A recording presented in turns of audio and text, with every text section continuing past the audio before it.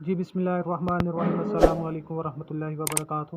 میرا نام ہے ڈاکٹر سید جاوید، ایک نئے سیشن کے ساتھ آپ کی خدمت میں حاضر ہیں۔ آج کا جو ہمارا سیشن ہے وہ کیٹوسس کے حوالے سے ہے۔ کیٹوسس کیوں ہوتی ہے، کیٹوسس کتنی قسم کی ہوتی ہے، اس کی وجہ اور علامات کیا ہیں، علاج اور اس کے تدارک کے بارے میں بات کریں گے۔ کیٹوسس یہ بیماری جانور کے جسم میں توانائی کی کمی کی وجہ سے واقع ہوتی ہے۔ جب جانور کی خوراک کم ہو اور جانور کی پیداوار زیادہ ہو تو اس کی وجہ سے خون میں گلوکوز کی کمی واقع ہو جاتی ہے، جانور کے جسم میں زہریلے مادے بننا شروع ہو جاتے ہیں۔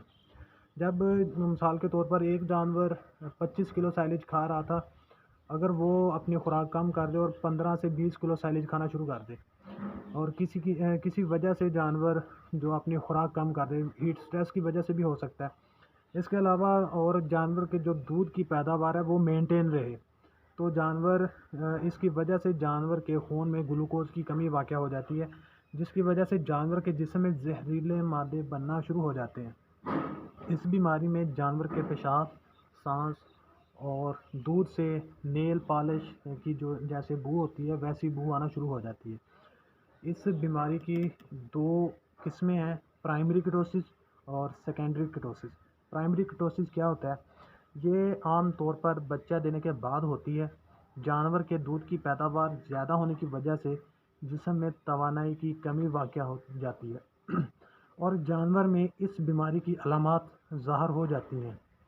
اس بیماری میں بھوک کی کمی پہلے نمبر پہ، جانور کی بھوک میں کمی ہو جاتی ہے، دودھ کی پیداوار میں کمی ہو جاتی ہے، جانور بے تکے طریقے سے بھوسا، لکڑی اور ایسی دوسری چیزیں جیسا کہ خشک چارہ جات ہیں، جیسے اگر آپ کے پاس کوئی مکئی آپ نے کاٹ کے رکھی ہوئی ہے جسے ہم کڑب کہتے ہیں، اگر وہ کاٹ کے رکھی ہے اور جانور کو اس پہ چھوڑ دیا تو جانور وہ بھی کھانا شروع کر دے گا۔ سیکنڈری کیٹوسس کیا ہوتی ہے؟ یہ جانور کی خوراک میں کمی کی وجہ سے ہوتی ہے۔ وجہ اور علامات کیا ہیں ان کی؟ جانور کے وزن میں تیزی سے کمی ہو جاتی ہے۔ کیٹوسس میں جانور کے وزن میں، اگر آپ کا جانور کوئی 500 کلو کا، تو جانور آپ کا وزن کم کر کے 450 کی طرف آ جائے گا، 470 460 اس طرف کو آ جائے گا۔ جانور کی دودھ کی پیداوار کم ہو جانا، یہ دوسری اس کی علامات ہے، اور جانور قبض جو ہے وہ جانور کو ہو جاتی ہے۔ اس لیے میں آپ کو تقریباً ہر سیشن کے اندر یہ کہتا ہوں کہ جانور کی جو خوراک ہے اس کو آپ کسی نیوٹریشن جو ہے آپ کا اس سے ڈیزائن کروائیں، اور جانور کی جو خوراک ہے اس کے اندر میٹھے سوڈا کا اور روزانہ کی بنیاد پر لازمی استعمال کریں۔ اگر آپ کے پاس امریکن اور آسٹریلین اینیمل موجود ہیں تو ان میں آپ 150 سے لے کے 200 گرام تک ڈیلی جو میٹھا سوڈا ہے، سوڈا بائی کاربونیٹ، اس کا استعمال لازمی کریں۔ اس کے علاوہ اگر آپ کے پاس کراس کے اینیمل ہیں ان میں آپ 100 سے لے کے 150 گرام تک روزانہ استعمال کریں جانور کی خوراک میں۔ اور اس کے علاوہ اگر آپ کے پاس جیسا کہ پاکستان میں ساہیوال اور دنی اور چولستانی کے جو اینیمل ہیں ان میں آپ 70 سے 100 گرام جو میٹھا سوڈا ہے وہ استعمال لازمی کریں۔ اس کے علاوہ جانور کی خوراک جو ہے وہ اپنے نیوٹریشن سے لازمی ڈیزائن کروائیں تاکہ آپ کے جانور کی انرجی اور جو پروٹین ہے اس کا لیول برابر رہ سکے، اور جانور کو جو توانائی چاہیے وہ بھی اس کو مناسب جو خوراک ہے جو آپ کا نیوٹریشن ہے وہ ڈیزائن کر دے آپ کو۔ اس کے علاوہ جو آپ ٹاکسن بائنڈر کا استعمال لازمی کریں، اس کے علاوہ ییسٹ ہے اس کا استعمال لازمی کریں، اور جو دودھ والے جانور ہیں ان میں آپ منرلز کا استعمال لازمی کریں۔ اس کا علاج کیا ہے؟ جانور جب کیٹوسس کی بیماری کا شکار ہو جاتے ہیں تو جانور کو سب سے پہلے اگر امریکن اینیمل ہے، آسٹریلین اینیمل ہے، یا پھر ڈچ بریڈ ہے آپ کے پاس، تو اس کو آپ 3 ڈرپیں 1000 ml والی ڈیکسٹروز کی آئی وی لگا دیں۔ تو سب سے پہلے جب میں نے فارم جوائن کیا تھا تو میں نے پہلے دن جا کے 18 بوتلیں لگائی تھیں۔ اس سے پہلے جب ہم ہاسپٹل میں انٹرنشپ کرنے کے لیے جاتے تھے وہاں پہ ہم جانوروں کو ایک ڈرپ لگاتے تھے سب سے زیادہ، نہیں تو 500 ml کی لگاتے تھے، اگر زیادہ لگانی ہے تو 1000 ml والی ایک لگاتے تھے۔ جب میں نے سب سے پہلے جس فارم پہ کام شروع کیا تھا ایور فریش ڈیری فارم، وہاں پہ میں نے جا کے سب سے پہلے دن 18 بوتلیں لگائی تھیں، مجھے بڑی اچھی طرح سے یاد ہے۔ تو وہاں پہ جب انہوں نے کہا نا کہ جہاں جو وہاں کے ڈاکٹر تھے تو انہوں نے کہا کہ 3 ڈرپیں لگانی ایک جانور کو، تو میں حیران رہ گیا تھا، جیسا کہ آپ بھی میری بات سن کے حیران ہو رہے ہوں گے۔